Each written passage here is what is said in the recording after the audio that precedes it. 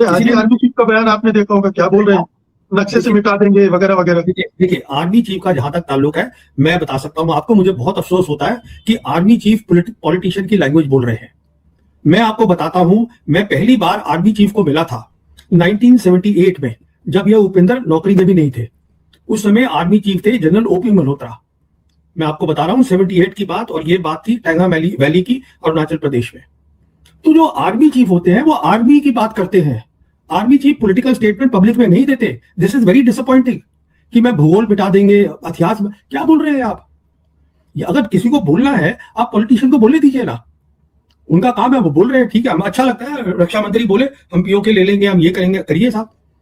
रक्षा मंत्री तो रोज बोल रहे हैं, राजनाथ सिंह तो लगभग दोहरा रहे हैं। भाई उनका काम है बोलना, अच्छी बात है, बोलिए आप। पर आर्मी चीफ को तो पता होना चाहिए ना, क्योंकि आर्मी चीफ जब कोई बात बोल।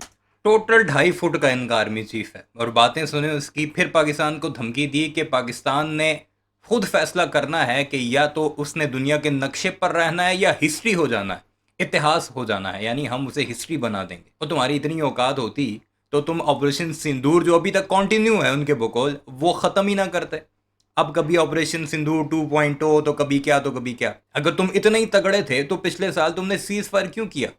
तगड़ा बंदा तो कभी सीज फायर नहीं करता, वो तो कहता है कि हमने आज मौका मिला है तो बदले लेने हैं सारे। तब तुमने पाकिस्तान को मिटाया नहीं है, हिस्ट्री नहीं बनाई। अब तुम बैठकर कॉन्फ्रेंसेस में पाकिस्तान को धमकियां लगाते हो। खैर, ये सुनाता हूँ मैं आपको प्रवीण सानी का, पहले सुन लीजिए, फिर आगे चलकर मैं आपको दिखाता हूँ कि भारतीय प्रवीण सानी की माँ बहन एक कर रहे हैं, गालियां निकाल रहे हैं लिटरली उसे कि तुम ऐसे बयानात क्यों देते हो, तुम सच क्यों बोलते हो, सच की सजा तो होती है ना।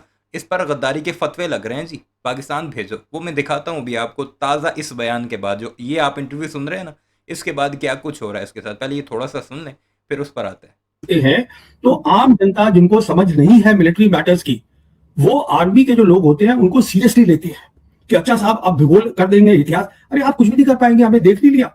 चीन अगर उनके साथ खड़ा है, आप क्या कर लेंगे। अब मैं इस मसले पे और नहीं बोलना चाहता हूं, but this is very disappointing. ये आर्मी चीफ को शोभा नहीं देता है इस तरीके की स्टेटमेंट्स देना, जो पॉलिटिकल स्टेटमेंट्स है। जी नहीं नहीं नहीं, आप पाकिस्तान को बीच में मत लाइएगा। पाकिस्तान एक जो है उसका एक अलग रोल है। पाकिस्तान लड़ाई थोड़ा ना कर रहा है। कहने का मतलब ये है, डिप्लोमेसी का बहुत बड़ा रोल है, और डिप्लोमेसी से ही ये मसला हल होगा, ये लड़ाई से हल नहीं होगा। आप लड़ाई कर लीजिए जितनी और करनी है, आपका भी नुकसान होगा, अमेरिका का भी होगा, ईरान का भी होगा, वेस्ट एशिया का भी होगा, दुनिया का भी होगा। इसीलिए पाकिस्तान का नाम तो मैंने इसलिए लिया कि वो मध्यस्थता कर रहा है। तो जो मध्यस्थ है वो अभी ऐसा लगता है कि निष्क्रिय से हो गए। हो सकता है कि निष्क्रिय भी, हो रही हो बात जी। निष्क्रिय का क्या मतलब होता है, सॉरी। निष्क्रिय, इनएक्टिव, उस तरह की हलचल नहीं दिख रही। नहीं नहीं नहीं, पाकिस्तान इनएक्टिव नहीं है। पाकिस्तान बहुत एक्टिव है, बहुत एक्टिव और कंस्ट्रक्टिव रोल प्ले कर रहा है, इस बात को आप समझिएगा।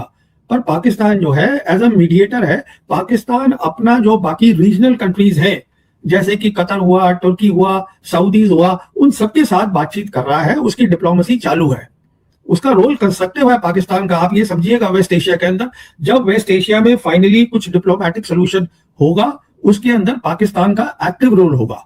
अब ये जो बातें हैं ये भारतीयों को बड़ी बुरी लगती हैं। पहले भी एक दफ़ा मैंने एक वीडियो आपको दिखाई थी कि किस तरह गद्दारी के फतवे लगाए जा रहे थे प्रवीण सानी करके, इसे पाकिस्तान भेज दो, ये पाकिस्तान का नमक खाता है, ये तक कहा गया, ट्रेटर और पता नहीं क्या क्या बकवास करते रहे। गालियाँ तो मैंने आपको दिखाई नहीं थी, और आज भी कोशिश करूँगा गालियों वाले ट्वीट्स आपको ना दिखाऊँ, क्योंकि फैमिलीज़ भी देखती हैं। लेकिन वो जो 2.5 फुटिया है भारत का, उसे अगर पाकिस्तान का एक जवान थप्पड़ भी मार देना, पहले तो थप्पड़ों से लगना नहीं है, उसके ऊपर से ही गुजर जाना है, इतना सा तो टोटल है वो। पता नहीं कौन सी क्वालिफिकेशन देखकर इन लोगों को आर्मी में भर्ती करते हैं, क्या पता उनका कद शायद नापते हैं या नहीं, या शायद पहले कद नहीं नापा करते थे जब कमीशन हुआ।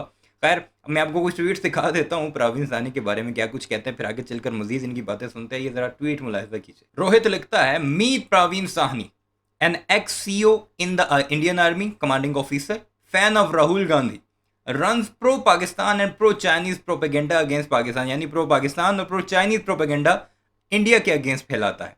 Only Indian to get invited by Chinese Communist Party and PLA, China ने इनवाइट किया था जिसे सपोर्टेड, चाइना ने तो नरेंद्र मोदी को भी इनवाइट किया था अभी जब पाकिस्तान से चपेड़ें खाई, जिसके बाद किया था शंघाई कॉन्फ्रेंस में। ना जाता ना अगर इतनी तुम्हें चुल उठती है चाइना से तो।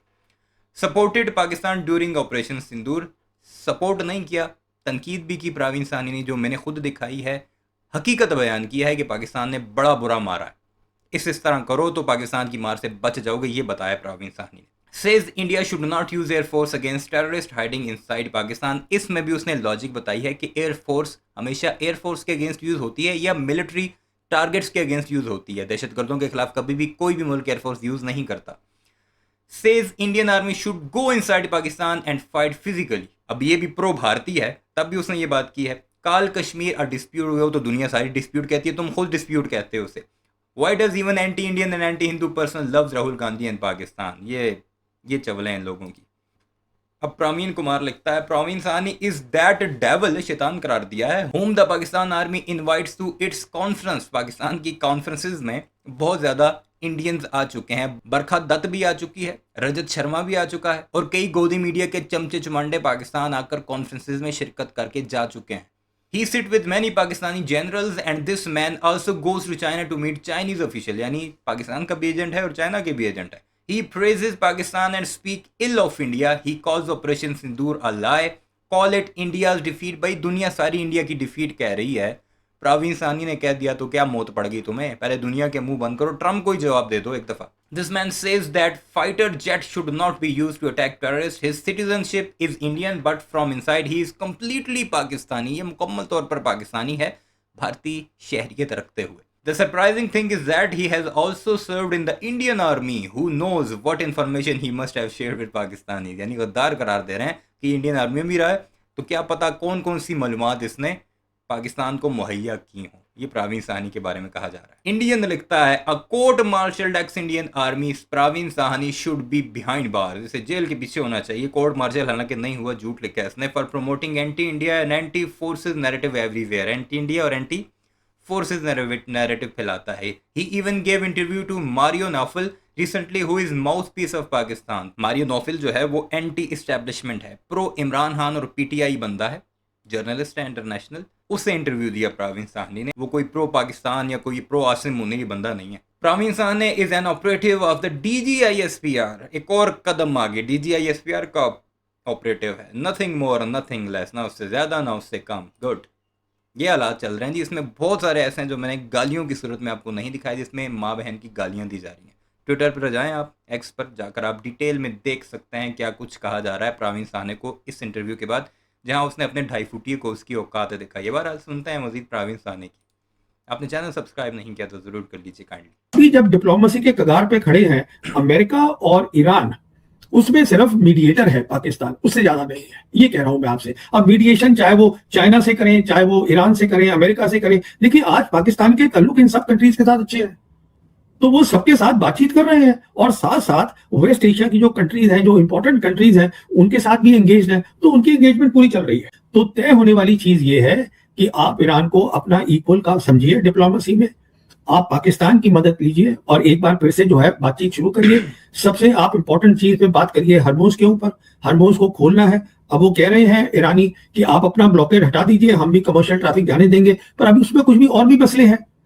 अगर हम ये मान के चले, जो आज दुनिया की बड़ी ताकतें मान रही हैं कि ईरान की सॉवरेनिटी है पर्शियन गल्फ के ऊपर, तो अमेरिका को पहले तो उनसे बात करनी है इस मसले के ऊपर। युद्ध का रास्ता जो है उसमें कुछ हासिल नहीं करेगा अमेरिका, तो उसको वहां जाना ही नहीं चाहिए। वो हो गया, वो फेज इज ओवर।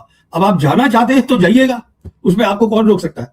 आपकी फौज है, आप कमांडर इन चीफ है, जाइए। पर उसमें अगर कोई भी उनका सेंसिबल एडवाइजर होगा, वो यही कहेगा कि साहब आप बैठ के आप डिप्लोमेसी करवाइएगा और पाकिस्तान से बात करिएगा किस तरीके से हम इसको दोबारा फिक्स कर लें। और मेरे हिसाब से तो वही Pakistan is the best mediator under the circumstances. उनकी आप बात करिए उनसे और उनको एंगेज करिएगा। यही बातें तो तकलीफ पहुंचाती हैं प्रवीण साहनी की इन सब बेशर्मों को। सबसे अहम बात यह है कि प्रवीण साहनी इंटरनेशनल मीडिया को इंटरव्यू देता है। दुनिया के बड़े बड़े जर्नलिस्ट टाइम लेते हैं इस बंदे से डिफेंस पर एनालिसिस लेने के लिए कि ये जो पाकिस्तान इंडिया ये जो खित्ते में सूरत हाल है, इस पर तुम अपना एनालिसिस दो। आपने कभी GD बख्शी को देखा है CNN पर, फॉक्स न्यूज़ पर या अल जजीरा पर या बाकी जो इंटरनेशनल मीडिया है उस पर? गोबर आर्या को देखा है कभी? कभी नहीं देखा होगा। ये बंदा जाकर देता है और ये भारतीयों को तकलीफ है कि यही बातें वो उधर भी जाकर करता है। जो दुनिया पहले ही भारत के अगेंस्ट हुई है, कह रहे हैं कि बुरे तरीके से पिटा है भारत, वो इसकी बातें सुनकर और भी ज्यादा रिपोर्टिंग करना शुरू कर देते हैं उस पर, तब भी गालियां निकाल रहे हैं माँ बहन की। प्रवीण जी, मैं थोड़ा सा इसको दूसरे मसले पे ले जा रहा हूँ। मसला भारत पाकिस्तान का है। इस बीच में कुछ संकेत आए हैं कि दोनों के बीच में बातचीत जैसी कुछ हो सकती है, हो भी रही है, 2 राउंड की हो चुकी है। RSS के नेतागण भी अब बहुत ही बिल्कुल बदले हुए विचार पेश कर रहे हैं। उस बोले के बयान को आपने देखा। एक तरफ वो 2.5 फुटिया पाकिस्तान को नक्शे से मिटाने की धमकियां दे रहा है, दूसरी तरफ 2 राउंड्स हो चुके हैं टॉक्स के पाकिस्तान और इंडिया के। आरएसएस का मुखिया जो है वो ये कहता है कि हमें पाकिस्तान से बात करनी चाहिए, क्योंकि इस दफ़ा जो हमने इन्हें धमकी दी है ना, वो साथ आरएसएस को भी शामिल किया है कि क्योंकि आइडियोलॉजी जो मोदी है वो आरएसएस की लेता है, तो हम हमले भी आरएसएस पर करेंगे और वेस्ट की तरफ से भी आएंगे। होगा। क्या आपको लग रहा है कि कहीं कुछ बात आगे बढ़ रही है? देखिए, मुझे ये पता नहीं है कि बढ़ रही है नहीं बढ़ रही है। मैं ये चाहता हूं कि ये बढ़नी चाहिए और तेजी से बढ़नी चाहिए। मैं ये चाहता हूं कि इसमें ट्रैक 2 और ट्रैक 1.5 का कोई मतलब नहीं है। मैं समझता हूं फॉरेन जो है, दोनों एनएसए को, उनकी तरफ का जो एनएसए है वो आर्मी ऑफिसर है, वो है लेफ्टिनेंट जनरल आसिम मलिक, जो डीजीपी है आईएसआई के। तो उनकी तरफ आर्मी ऑफिसर है, हमारे यहाँ आईपीएस ऑफिसर है। तो साहब, सबसे तो पहले आप बातचीत करिएगा दोनों, चाहे आप बैक चैनल कर लीजिए, पब्लिक मत करिए, और जो हमारी दोनों जो डिप्लोमेटिक रिलेशंस हैं उसको पहले तो नॉर्मल करिएगा, जिससे कि जो दोनों हमारी हाई कमीशन है वो स्टाफ पूरा काट दिया है, उसको आप पूरा ले आइए। क्योंकि अगर स्टाफ नहीं होगा तो एंगेजमेंट कैसे होगी?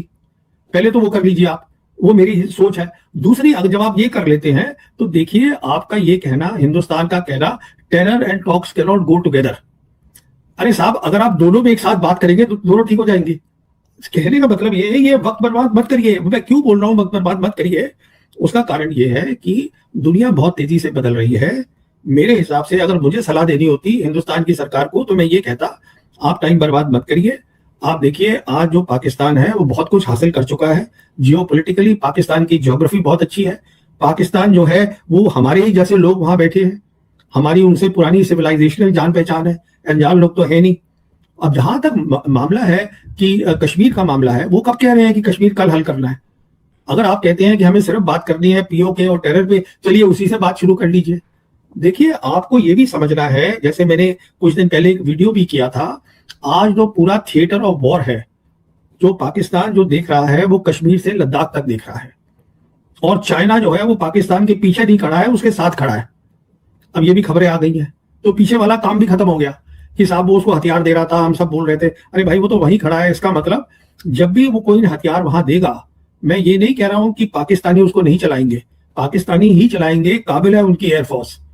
मैं ये कह रहा हूं कि ये हैं जी प्रवीण साहनी, जिन्होंने अपनी फौज और अपनी सरकार की बीच चुराए धमकी के बाद पतलून उतारी है। वो जो भारतीय बड़े फुदक रहे थे इस धमकियों के बाद, खासकर गोदी मीडिया, सुन ले जरा तुम्हारा अपना सबसे बड़ा डिफेंस एनालिसिस क्या कह रहा है। और ये बात भारत की आर्मी को भी पता है, इसी वजह से वो कोई हमाकत नहीं कर रहे। पाकिस्तान का नाम लेना कम कर दिया उन्होंने, कभी कभी शुरली के तौर पर 1-2 महीनों बाद नाम ले लेते हैं।